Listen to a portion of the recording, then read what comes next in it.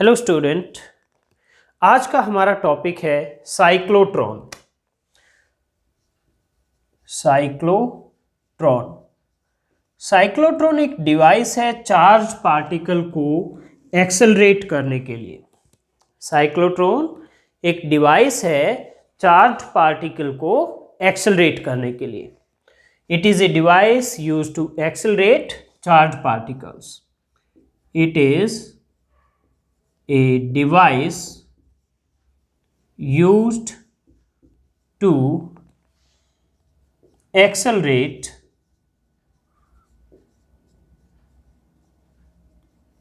charged particles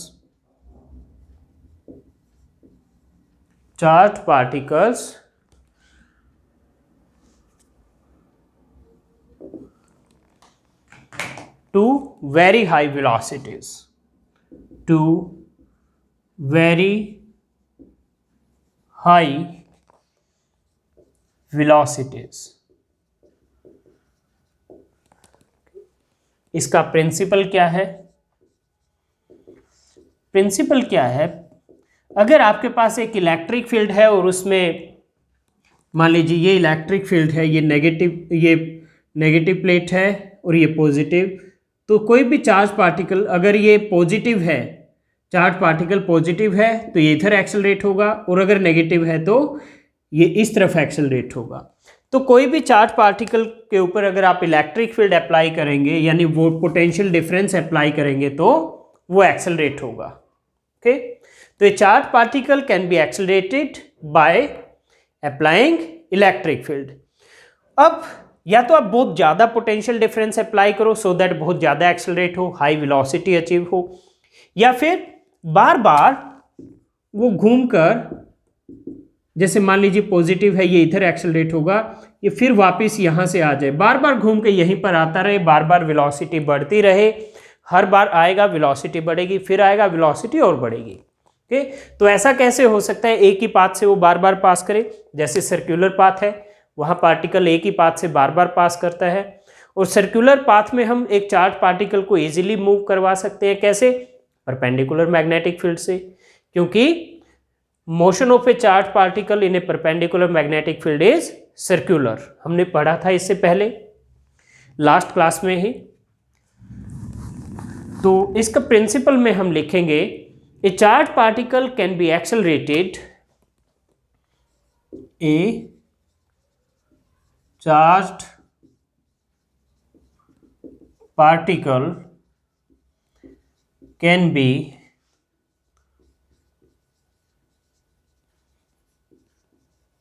accelerated to very high velocities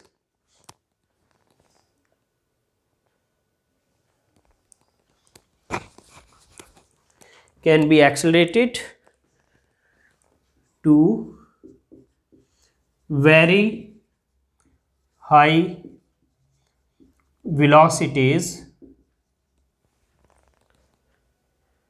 by making it to pass through an electric field, by making it to pass through an electric field, through an electric field a number of times, a number of times, यानी बहुत ज़्यादा बार उसको बार बार electric field में से पास करेंगे तो हर बार speed बढ़ेगी और अल्टीमेटली एक हाई वेलोसिटी हम अचीव कर पाएंगे। और हम बार बार उसी पास इलेक्ट्रिक फील्ड से पास कैसे कर सकते हैं? By applying perpendicular magnetic field, जिसकी वजह से वो एक सर्कुलर पाथ में मूव करेगा। ओके, तो this is done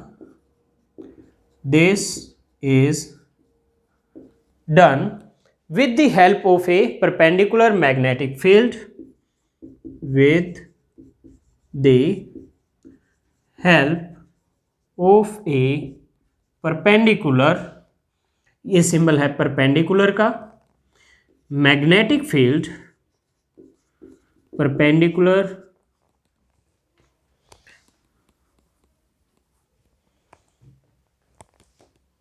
magnetic field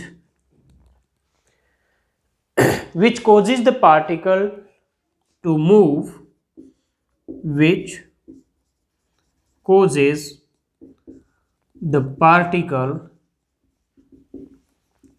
to move in a circular path। तो ये इसका प्रिंसिपल है। अब बात करते हैं कंस्ट्रक्शन एंड वर्किंग की। Construction and working. Okay student, मैं डायग्राम यहां पर बनाऊंगा इसका। सॉरी, एक मैग्नेटिक फील्ड है, यूनिफॉर्म मैग्नेटिक फील्ड।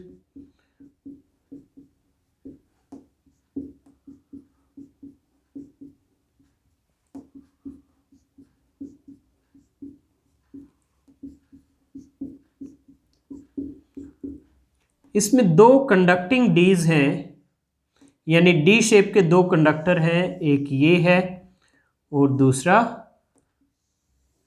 ये है। Okay,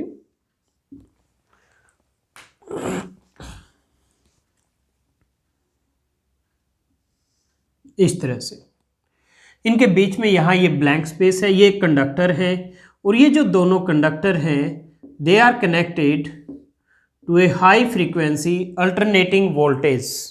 okay, H F oscillator, H F oscillator, high frequency oscillator. ये इलेक्ट्रिक फील्ड अप्लाई करता है। ओसिलेटर क्यों कहते हैं इसको? ओसिलेशन में क्या होता है, पोलैरिटी चेंज होगी। जब ये पॉजिटिव होगा, ये नेगेटिव होगा, तो after a fix time of interval, जिसको हम टाइम पीरियड ऑफ ऑसिलेशन कहेंगे, इनकी पोलैरिटी चेंज होती जाएगी। अब ये पॉजिटिव ये नेगेटिव है, तो फिर ये नेगेटिव ये पॉजिटिव, फिर उसके बाद अगेन ये पॉजिटिव ये नेगेटिव। तो इस तरह से after a fix time interval जो पोलैरिटी है वो पॉजिटिव नेगेटिव चेंज होती जाएगी। तो ये जो सोर्स है ये आपको इलेक्ट्रिक फील्ड प्रोवाइड करेगा इन डीज के अकॉर्डिंग। लेट ये D1 है, ये D2 है। ओके, और ये जो क्रॉस है ये रिप्रेजेंट करता है magnetic field perpendicular to plane of paper and inward. ये क्या रिप्रेजेंट करता है? Vector B perpendicular to plane of paper and inward. Okay, तो ये इसका कंस्ट्रक्शन है। अब वर्किंग के बारे में डिस्कस करते हैं, how does it works. Okay, तो यहां हम लिखेंगे it consist of two conducting dees D1 and D2। It consist of two conducting dees D1 and D2 connected to a high frequency alternating voltage. यानी ये alternating voltage होती है जिसकी polarities change होती रहती है। ओके, यानी पॉजिटिव नेगेटिव चेंज होते रहते हैं। Connected to a high frequency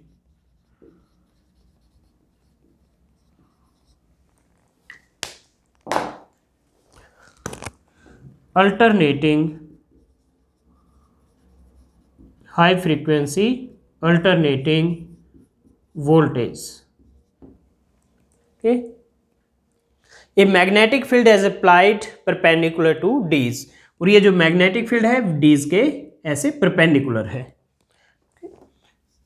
a magnetic field is applied perpendicular to D's। okay? अब ये कैसे एक्ट करेगा? मान लीजिए हमारे पास यहाँ पर एक चार्ज पार्टिकल है Q हम मान लेते हैं पॉजिटिव है। Let Q is positive, Q positive है, और हम इलेक्ट्रिक फील्ड को स्विच ऑन करते हैं, इलेक्ट्रिक फील्ड को स्विच ऑन करते हैं। तो स्विच ऑन करेंगे तो एक पॉजिटिव होगा, एक नेगेटिव होगा। इनिशियली हम मान लेते हैं कि D1 नेगेटिव होगा, D2 पॉजिटिव होगा। चार्ज Q क्या है, पॉजिटिव है। स्विच ऑन किया इलेक्ट्रिक फील्ड, तो ये मान लीजिए आपका नेगेटिव है, ये पॉजिटिव, यानी D1 नेगेटिव D2 पॉजिटिव। तो ये क्या होगा, D1 की तरफ ऐसे अट्रैक्ट होगा, ओके। और जैसे ये D1 के अंदर एंटर कर जाएगा, D1 क्या है, कंडक्टर, और कंडक्टर के अंदर इलेक्ट्रिक फील्ड 0 होता है। तो अब जैसे ही D1 के अंदर एंटर करेगा, इलेक्ट्रिक फील्ड तो 0 हो जाएगा, सिर्फ मैग्नेटिक फील्ड एक्ट करेगा। और मैग्नेटिक फील्ड क्या है, परपेंडिकुलर। परपेंडिकुलर मैग्नेटिक फील्ड में चार्ज पार्टिकल सर्कुलर पाथ में मूव करता है। तो ये इस तरह से एक सेमी सर्कल कंप्लीट करेगा यहां तक। फिर जैसे ये यहां से बाहर निकलेगा, तो ये जो वोल्टेज प्रोवाइडर है, इसकी फ्रीक्वेंसी इस तरह से है कि जैसे ये बाहर निकलेगा, ये पोलैरिटी को स्विच ओवर कर देगा, यानी जो पहले नेगेटिव था पॉजिटिव हो जाएगा, और D2 जो पॉजिटिव था वो नेगेटिव। तो क्या होगा, यहां से यहां तक ये चार्ज पार्टिकल एक्सेलरेट होगा, यहां से यहां तक। क्यों, क्योंकि यहां एंटर करते ही D2 कंडक्टिंग है, फिर से इलेक्ट्रिक फील्ड का इफेक्ट खत्म हो जाएगा, अंदर इलेक्ट्रिक फील्ड कंडक्टर के 0 होता है। तो यहां से यहां तक ये एक्सेलरेट होगा, यानी इसकी स्पीड बढ़ेगी। फिर जैसे ही D2 में एंटर कर जाएगा, अब इलेक्ट्रिक फील्ड 0 हो गया, लेकिन मैग्नेटिक फील्ड अभी भी एक्ट कर रहा है। तो ये क्या करेगा, अब एक फिर से सेमी सर्कल कवर करेगा। लेकिन इस सेमी सर्कल की अगर आप देखें, रेडियस ज्यादा होगी। क्यों होगी, आपने पढ़ा था जब चार्ज पार्टिकल मैग्नेटिक फील्ड में मूव करता है, R = mv/qb। अब ये यहां से यहां तक एक्सेलरेट हुआ है, स्पीड बढ़ी है, स्पीड बढ़ी है तो रेडियस भी बढ़ेगी, तो इसलिए ज्यादा रेडियस का सेमी सर्कल कवर करेगा। फिर जैसे ही यहां से बाहर निकलेगा, फिर से पोलैरिटी रिवर्स हो जाएगी। फिर अब ये आपका क्या था, नेगेटिव था, पॉजिटिव हो जाएगा, और ये फिर से नेगेटिव। तो फिर से यहाँ एक्सेलरेट होगा, यानी रेडियस बढ़ेगी, स्पीड बढ़ के, और फिर से ये ऐसे सेमी सर्कल इस तरह से ये कवर करता जाएगा, ओके। इस तरह से ये सेमी सर्कल कवर करता जाएगा।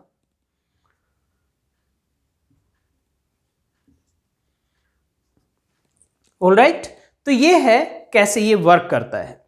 फाइनली ये हाई स्पीड जो हमें चाहिए, जब वो अचीव हो जाएगी, फिर हम क्या करेंगे उसके बारे में बात करेंगे। अभी हम लिखते हैं ये जो मैंने अभी आपको बताया है उसके बारे में। when charged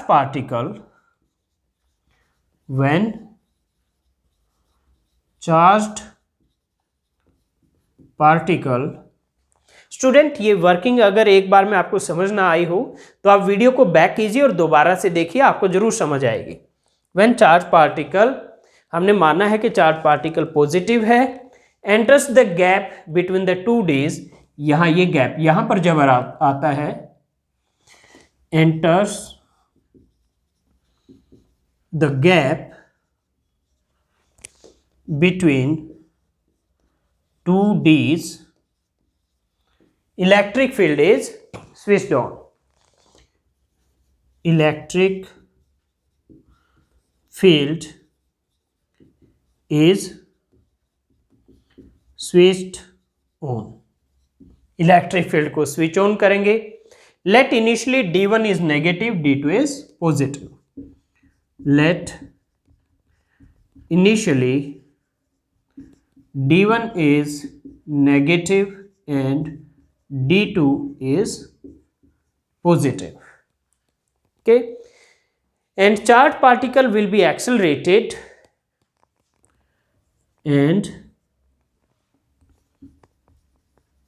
charged particle will be accelerated towards D1, क्योंकि पॉजिटिव है चार्ज पार्टिकल और D1 पर क्या है, नेगेटिव है, okay, towards D1। After entering D1 there will be no electric force, क्योंकि D1 कंडक्टर है और कंडक्टर के अंदर इलेक्ट्रिक फील्ड 0 होता है। इलेक्ट्रिक फील्ड जीरो होगा तो इलेक्ट्रिक फोर्स भी जीरो होगा। ओके, तो हम यहाँ लिखेंगे after entering D1, after entering D1 there will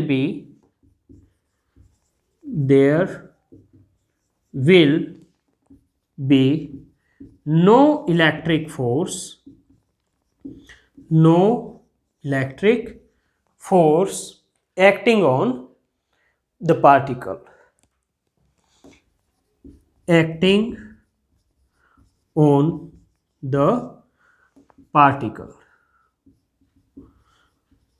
but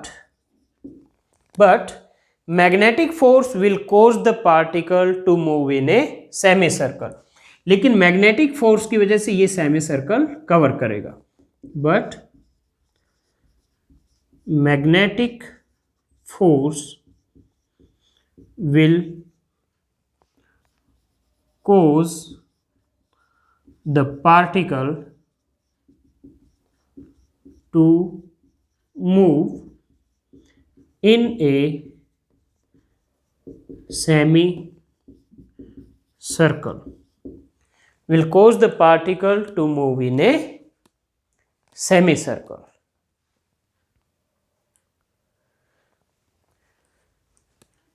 okay, उसके बाद क्या होगा, फिर D1 से जैसे ही बाहर निकलेगा पोलैरिटीज रिवर्स हो जाएंगी। As the particle will come out of D1, as the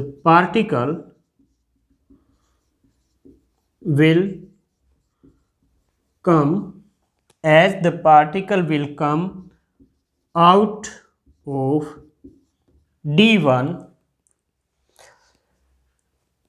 the polarity of electric field will change। The polarities of vector E will change। तो इलेक्ट्रिक फील्ड की पोलैरिटीज चेंज हो जाएंगी। Now D2 will be negative and D1 will be positive. Now D2 will become negative। मैं इधर से erase कर देता हूं।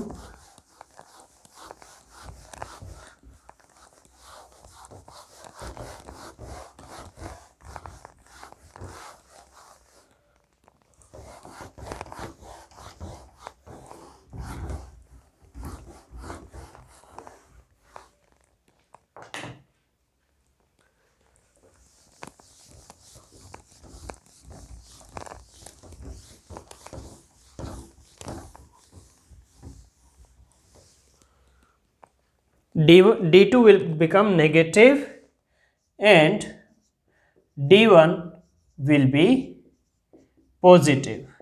तो क्या होगा, फिर से चार्ज पार्टिकल एक्सेलरेट होगा D1 से D2 तक, यहां से यहां तक।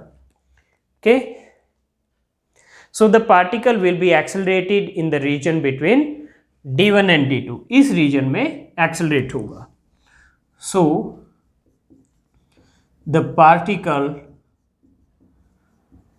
will be accelerated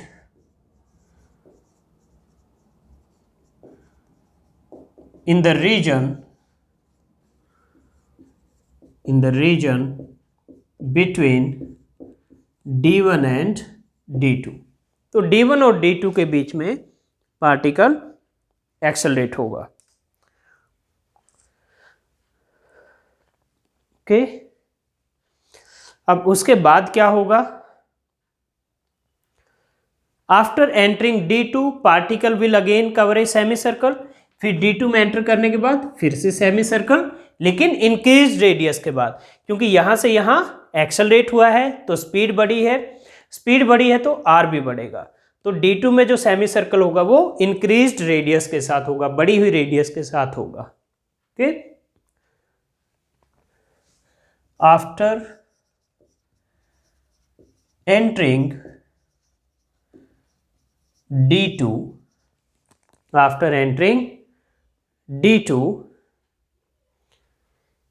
particle will again cover a semicircle.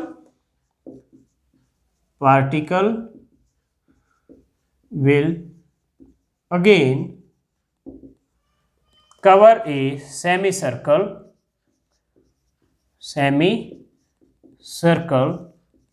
but with increased radius. Okay, तो इस तरह से हर एक सेमी सर्कल के बाद स्पीड बढ़ती जाएगी. In this way, particle is accelerated after covering each semicircle. In this way,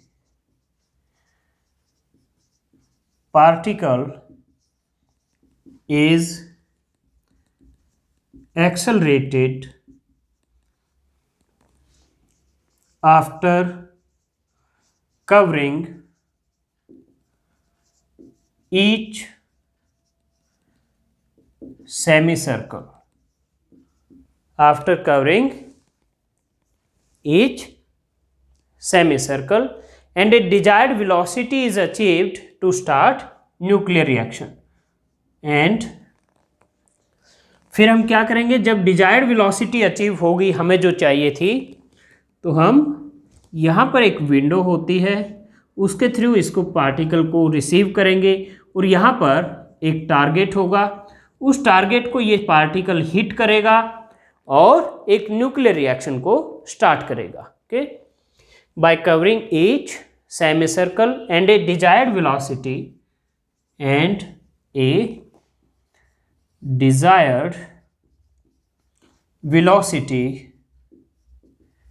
is achieved to start nuclear reactions. To start nuclear reactions. तो इस तरह से ये एक पार्टिकल एक्सेलरेटर का काम करता है. अब हम इसकी थ्योरी डिस्कस करेंगे. Let v is velocity of particle, r is radius of circular path यानी radius of semicircle, radius of semicircle. q is charge on particle, charge on particle, and b is magnetic field. b क्या है, magnetic field जो आपने apply किया है, and m है mass of particle. m is mass of particle. तो ये जो मैग्नेटिक फील्ड है इसकी वजह से डीज के अंदर ये सर्कुलर पाथ में मूव कर रहा है. तो सर्कुलर पाथ में यहाँ पर सेंट्रीपिटल फोर्स कौन प्रोवाइड कर रहा है, जो मैग्नेटिक फोर्स है, QVB. ओके, साइन थीटा तो 1 होगा क्योंकि वेलोसिटी जो है वो मैग्नेटिक फील्ड के परपेंडिकुलर है. इसमें मैग्नेटिक फील्ड क्या है, परपेंडिकुलर टू व्हाइट बोर्ड, और वेलोसिटी क्या है, in the plane of white board, so they are perpendicular. तो centripetal force will be provided by magnetic force. Centripetal force will be provided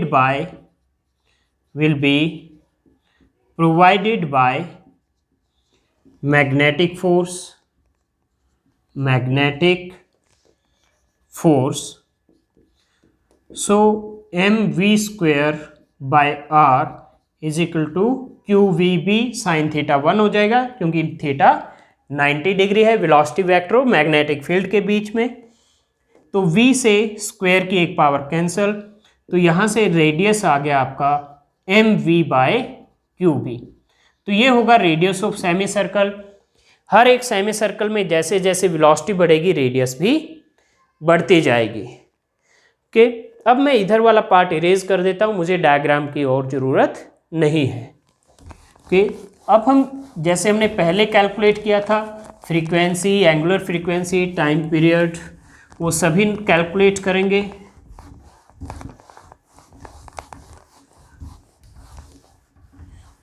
तो हमने रेडियस कैलकुलेट की है, उसके बाद टाइम पीरियड कैलकुलेट करेंगे।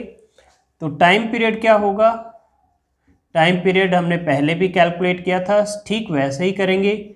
T equal to 2πr/v, 2π/v, और r की वैल्यू रख दीजिए mv/qb। ओके, r की ये वैल्यू रख दी हमने यहाँ पर 2πr/v में। तो v से v कैंसल, तो ये आ गया 2πm/qb। फ्रीक्वेंसी होता है 1/टाइम पीरियड। तो यानी ये देखिए वही वैल्यूज आ रही हैं जो आपने पहले डिराइव की थी motion of A charge particle in a magnetic field के लिए। तो 1/टाइम पीरियड, इसका इन्वर्स हो जाएगा qb/2πm। और एंगुलर फ्रीक्वेंसी था आपका, एंगुलर फ्रीक्वेंसी ओमेगा 2π होता है, तो ये हो जाएगा qb/m, क्योंकि 2π से 2π कैंसिल हो जाएगा। ओके, उसके बाद है मैक्सिमम काइनेटिक एनर्जी क्या होगी। तो मैक्सिमम काइनेटिक एनर्जी, मान लीजिए हमने जो मैक्सिमम स्पीड अचीव की है वो v0 है और मैक्सिमम रेडियस है वो r0 है। Let v0 is maximum speed, v0 is maximum speed and r0 is maximum radius। तो r0 होगा mv0/qb। तो यहां से v0 आ गया आपका qb/r0/m। तो काइनेटिक एनर्जी की मैक्सिमम वैल्यू क्या होगी, वो होगा ½ v0 की ये वैल्यू रख देंगे हम, तो ये आ जाएगा q²b²r0² सॉरी, इससे जो m² आएगा v0 के स्क्वायर से, उससे m की एक पावर नीचे कैंसिल हो जाएगी। तो ये होगी maximum kinetic energy of the accelerated particle. Student, अब हम डिस्कस करेंगे लिमिटेशंस ऑफ साइक्लोट्रॉन। ओके, तो पहली लिमिटेशन क्या है स्टूडेंट, हमने देखा कि जो इलेक्ट्रिक फील्ड की पोलैरिटी स्विच होती है, पॉजिटिव नेगेटिव, वो एग्जैक्टली उसी टाइम पर स्विच ओवर होनी चाहिए जब पार्टिकल d1 d2 से बाहर निकलता है। यानी जो पार्टिकल की फ्रीक्वेंसी है वो आपकी जो इलेक्ट्रिक फील्ड की फ्रीक्वेंसी है स्विच ओवर होने की, उससे एग्जैक्टली मैच करनी चाहिए। ओके, और वो फ्रीक्वेंसी डिपेंड करती है मास पर, मास ऑफ पार्टिकल पर। अब there is a theory of relativity, Einstein relativity theory कहती है कि अगर जो स्पीड है वो बहुत हाई हो जाए, comparable to speed of light हो जाए। स्पीड ऑफ लाइट क्या है, 3 × 10⁸ मीटर पर सेकेंड इन वैक्यूम। अगर उसके कंपेरेबल हो जाए तो मास चेंज हो जाता है, मास चेंज होगा तो फ्रीक्वेंसी चेंज होगी। तो यानी जो पार्टिकल की फ्रीक्वेंसी है वो तो चेंज हो जाएगी, लेकिन इलेक्ट्रिक फील्ड की फ्रीक्वेंसी तो जो है वही रहेगी। तो वो मैच नहीं करेंगी, अगर मैच नहीं करेंगी तो पार्टिकल फिर सर्कुलर पाथ में मूव नहीं करेगा, वो इधर उधर भटक जाएगा और एक्सेलरेट नहीं हो पाएगा। तो ये तो है पहली लिमिटेशन। ओके, इसको लिखें कैसे,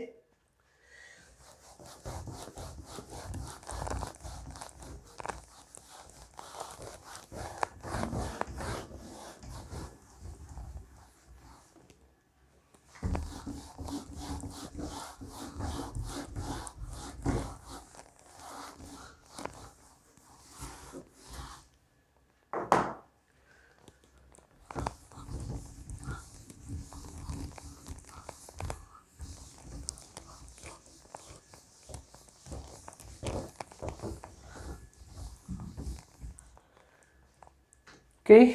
तो limitations of cyclotron। ओके, तो फर्स्ट लिमिटेशन को अब हम लिखेंगे जो अभी मैंने आपको समझाया था। अगर वो आपको एक बार में समझ नहीं आया तो आप वीडियो को बैक कीजिए और दोबारा से सुनिए, आपको समझ आ जाएगा।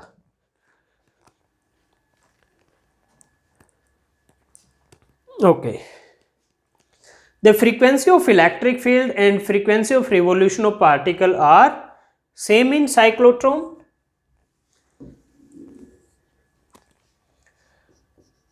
The frequency of particle and frequency of electric field and frequency of electric field are same। ये दोनों सेम होनी चाहिए। But if we increase velocity to a very high value, but if we increase velocity, जो particle का velocity है हम उसकी बात कर रहे हैं, velocity to a very high value,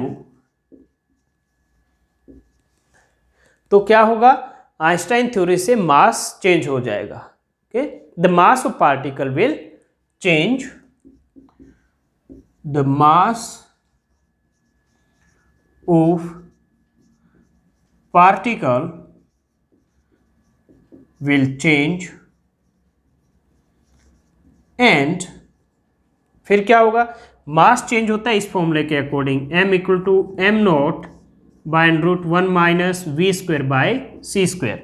यानी लो वेलोसिटीज पे मास m नॉट है, तो जब वेलोसिटी c क्या है, स्पीड ऑफ लाइट, इसके कंपेरेबल हो जाएगी, यानी इसके नज़दीक पहुंच जाएगी v की वैल्यू c के, तो मास इस फॉर्मूले के अकॉर्डिंग चेंज होगा। और मास चेंज होगा तो फ्रीक्वेंसी क्या है, क्यू बी बाय 2πm, तो वो मास चेंज होगा तो म्यू भी चेंज हो जाएगा, तो frequency of revolution of particle भी चेंज हो जाएगी। And hence frequency of revolution of particle and hence frequency of revolution of particle will also change, तो वो भी चेंज हो जाएगी। Okay, and if frequency of revolution of particle and frequency of electric field do not match, तो particle accelerate नहीं होगा, it will be thrown out of its path, वो इधर उधर भटक जाएगा फिर। ओके, तो and if frequency of revolution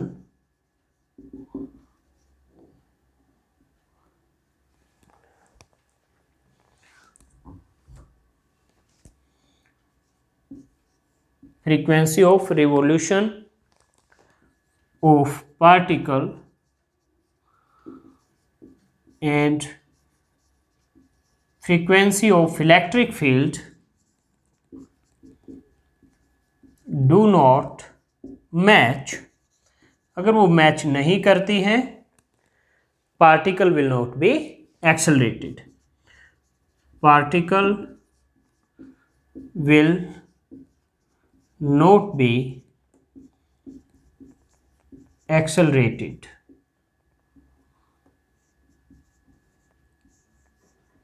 okay, तो ये है फर्स्ट लिमिटेशन साइक्लोट्रॉन का। सेकेंड, जैसे इलेक्ट्रॉन है, इलेक्ट्रॉन एक बहुत ही लाइट मास पार्टिकल है, तो इलेक्ट्रॉन को भी आप साइक्लोट्रॉन की हेल्प से एक्सेलरेट नहीं कर सकते। क्यों? क्योंकि मास इतना कम है तो उसकी स्पीड बहुत जल्दी हाई हो जाएगी, तो बहुत हाई हो जाएगी तो फिर मास उसका चेंज हो जाएगा और इस वजह से आप उसको एक्सेलरेट नहीं कर पाएंगे। तो सेकंड है number 2, electron can not be accelerated in A cyclotron because of its small mass.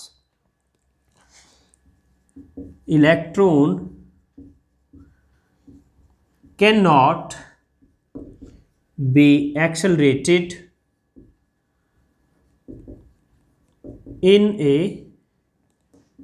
cyclotron because of its small mass, because of its small mass. Okay, their velocity increases to a very high value and so the electron are thrown out of step with the oscillating electric field, यानी उसकी frequency फिर electric field से match ही नहीं करती।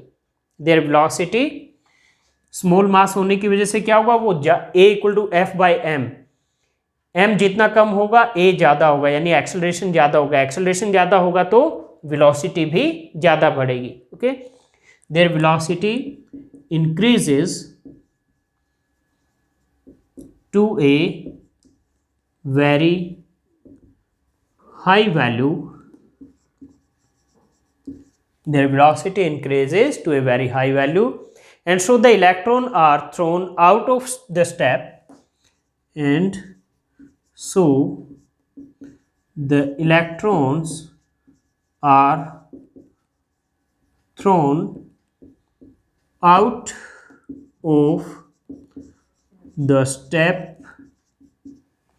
with oscillating electric field, with oscillating electric field, electric field। तो ये जो sentence है thrown out of step with oscillating electric field, इसका मतलब है कि इलेक्ट्रॉन की जो रिवॉल्यूशन फ्रीक्वेंसी है वो इलेक्ट्रिक फील्ड की फ्रीक्वेंसी से मैच नहीं करेगी। नंबर 3, कोई भी अनचार्ज पार्टिकल यानी कोई भी ऐसा पार्टिकल जिस पे जीरो चार्ज हो उसको आप साइक्लोट्रॉन में एक्सेलरेट नहीं कर सकते, क्योंकि अगर Q 0 है तो इलेक्ट्रिक फोर्स भी 0 होगा तो एक्सेलरेट होगा ही नहीं। और ऐसे ही पार्टिकल है न्यूट्रॉन, तो neutron can not be accelerated using cyclotron because they are electrically neutral. Neutrons cannot be accelerated using cyclotron, क्यों? Because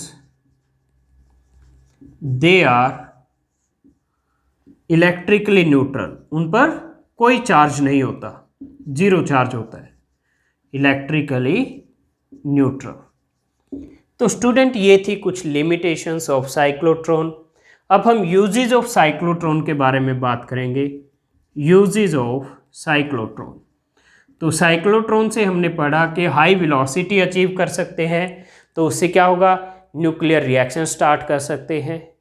न्यूक्लियर रिएक्शन से हम रेडियो एक्टिव आइसोटोप्स प्रोड्यूस कर सकते हैं जो कि मेडिकल ट्रीटमेंट में डायग्नोसिस के लिए यूज़ होता है। ठीक, तो यूजेज ऑफ साइक्लोट्रॉन में फर्स्ट हम लिखेंगे high energy particle produced in A cyclotron. Number 1, the high energy particle produced in a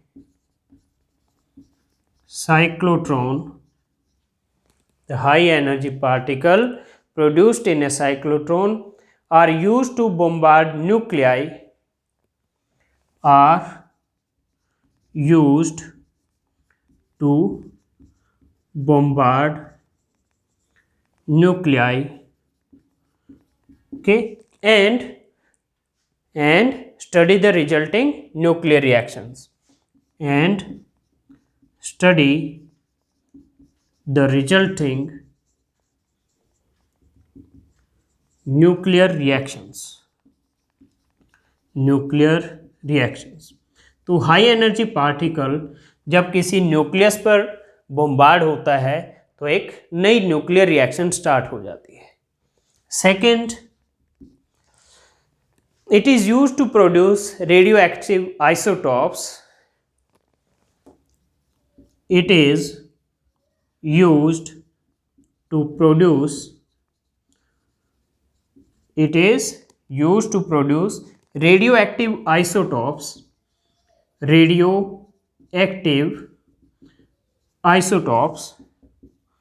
और ये रेडियोएक्टिव आइसोटोप्स क्या यूज होते हैं?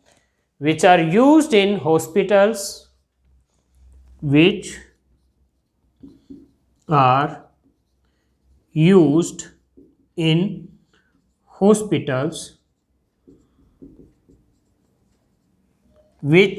are used in hospitals, for diagnosis and treatment.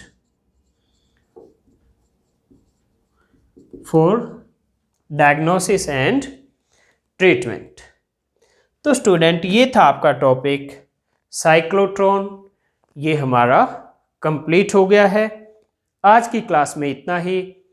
Next class में हम इसी चैप्टर को कंटिन्यू करेंगे नेक्स्ट टॉपिक के साथ। तो आपसे नेक्स्ट क्लास में मिलते हैं।